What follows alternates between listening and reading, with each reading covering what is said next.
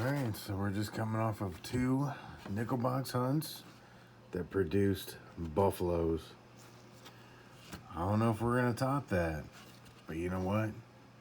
I'm not going to shy away, and I'm going to give it a chance. So, what we got here is we have ourselves a nickel box, and it was sealed. I just opened it up and verified that it is, in fact, circulated.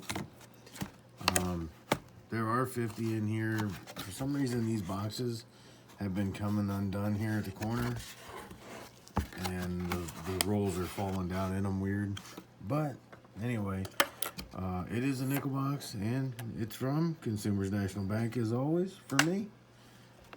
It's part of my weekly pickup. So, well, without much more talking, let's get to unwrapping. Second roll in, and we're gonna have our first find. It is a 1954 out of Philly. That's our first 50s of the box. Very next roll, we're gonna have our first 40s nickel.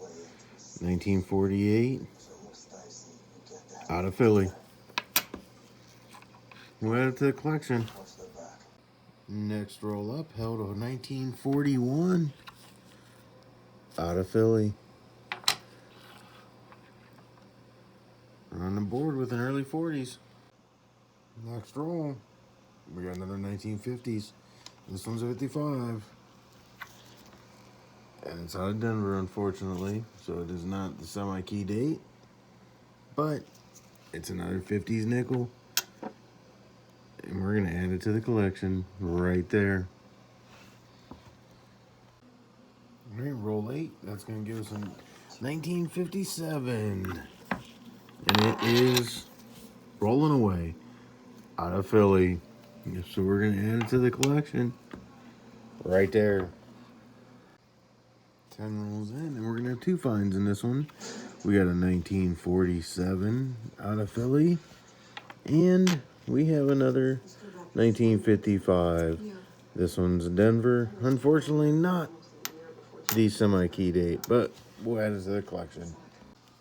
11 rolls in, and we have a 1940 out of Philly, and we have another 48 out of Philly. We're adding to the collection. 19 rolls in, and we've got another 50s nickel. 1951 out of Philly. Adding to the collection. Alright, roll number 20 gives us a 1941 out of the box, out of Denver. And we're going to add it right there with the other 41. Okay, this is the 12th roll in. And we have a 1957 out of Denver. We have a 1949 out of Denver.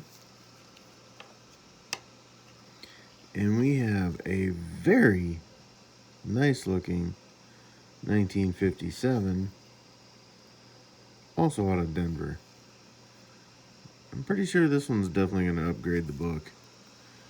We're going to add it, and actually I'm going to sit it right above. Keep it just separate from the rest. I don't want the slight ugliness of these ones to wear off on that one. So we're going to sit it up there for now. And we're going to keep looking. Roll 21 is going to give us another 1957. This one out of Denver. Right there, in that stack. And then it's also going to give us a 1938. Unfortunately, no mint mark on that one. But we'll take the 38. We'll just sit it right there. And same roll brings us our first 4 into the box. And it is a Canadian 1993. So we'll go ahead and keep it too. And we'll keep searching. Alright, 29 in. And we have a 1940 out of Philly. And 1958 out of Denver. Roll number 30 gives us a 1951 out of Denver. A little bit of a low mint mark, but it's a 1951 out of Denver. And we will add it right there with the other one. And it also gives us a 1956, also out of Denver. We will end that right there.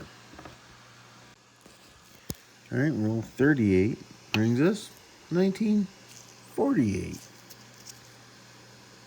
out of Philly.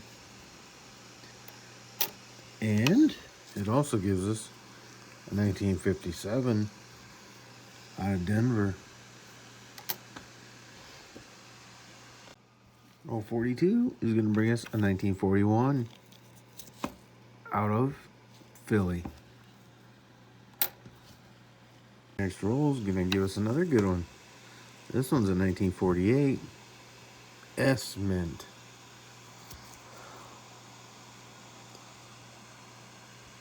Now, it's not a key date or a semi-key date, but it is a 1948 out of San Francisco. And we're going to add it right there. Roll 44 brings us another 41 out of Philly. And it also brings us a 42 out of Philly.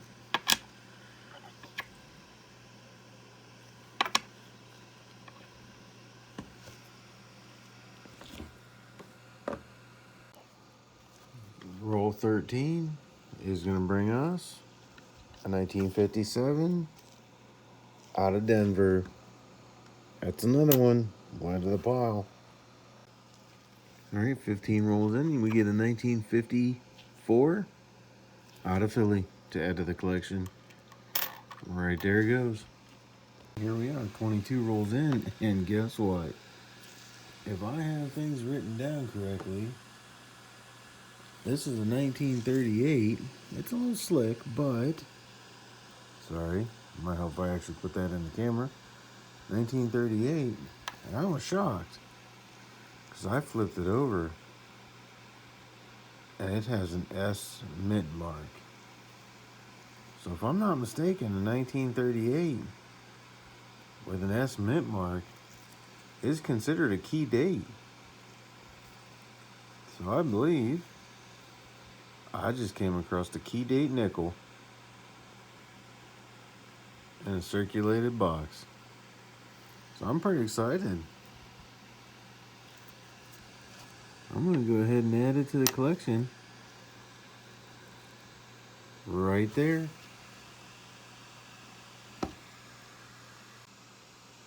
The very next roll is going to give us another 40s nickel.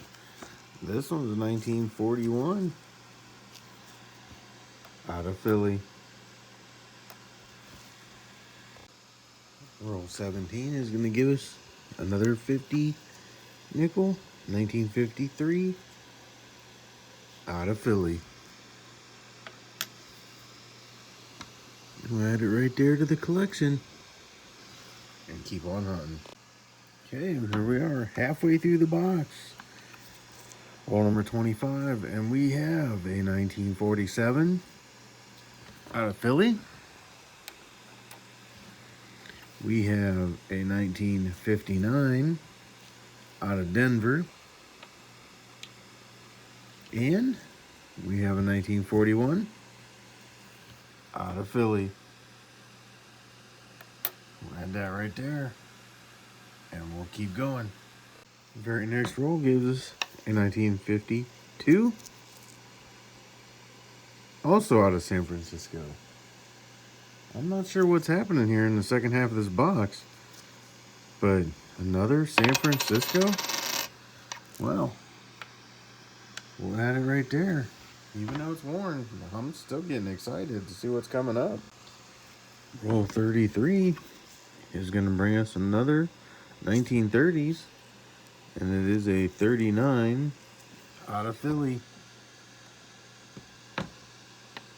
This is getting to be ridiculous. This box just keeps throwing stuff at us.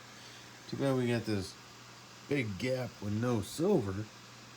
Who knows? Maybe we'll hit silver. Roll 44, and it brought us a 1940 out of Philly.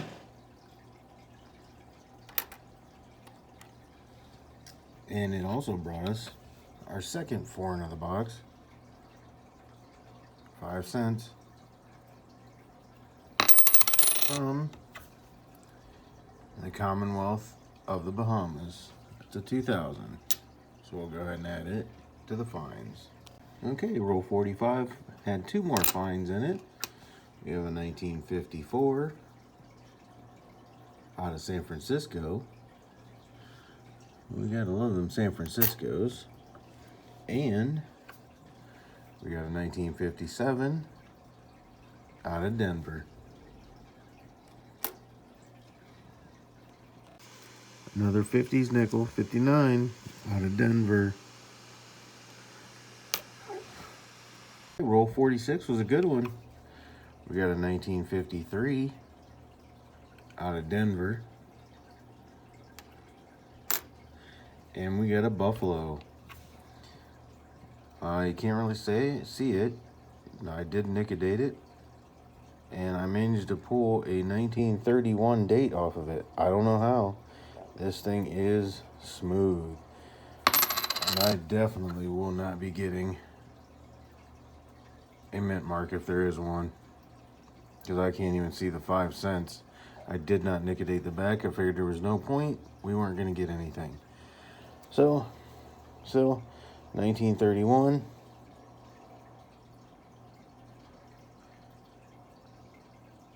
And we'll add it to the collection. Roll 47 brings us to 1954 out of Philly.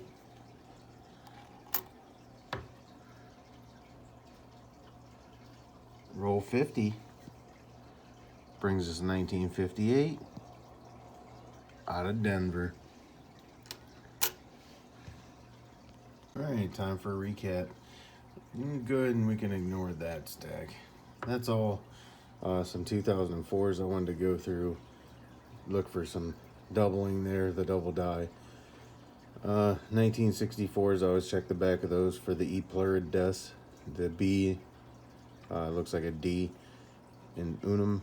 And then the 2005 Buffalo, I look for the speared buffalo. I usually check it under the scope, even though you should be able to see it with the naked eye. So that's what that is. And then, of course, down here at the end, we have a few S mints. We have 1968, and this is a stack of 1970 S's. So I just pulled those out. Okay, we got our 2 foreigns. We have our Canadian and our Bahamas. We have one very nice, pretty much AU coin. 1957, so I set it off to the side in the back. I kind of like it. 2 from 59, 2 from 58. We have 6 from 57. Well, make that 7.